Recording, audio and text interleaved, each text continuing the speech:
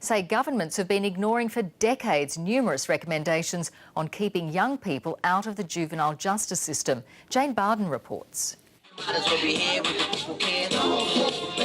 At the Garma Festival's Youth Forum, these children are Indigenous Australia's hope.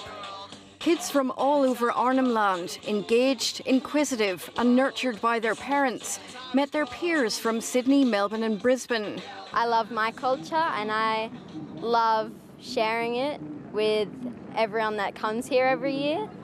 But many Indigenous leaders here have watched families break down and their children sent to youth detention centres, places they've now learned are not safe.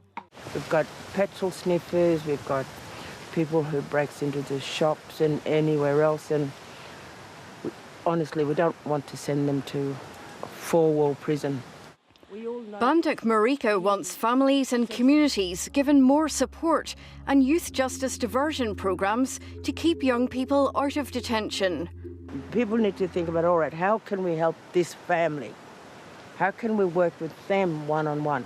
I'd like to see the money spent in a more intensive program of working with parents to encourage them to parent better, to address what I see as a widespread failure of parenting.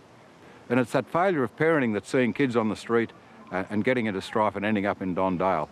Well, the calls are listened to and there's a lot of programs out there. The opposition and Aboriginal leaders had wanted 2 Indigenous members to join Brian Martin on the Youth Detention Royal Commission, but the government has ruled that out. The Indigenous Affairs Minister says the Royal Commission won't further delay movement towards solutions. The Royal Commission, I hope, won't take a year. I understand it's sometime in March next year. But in the interim, we are continuing to speak to organisations. For Indigenous leaders, the solutions can't come soon enough. Jane Barden, ABC News, Arnhem Land.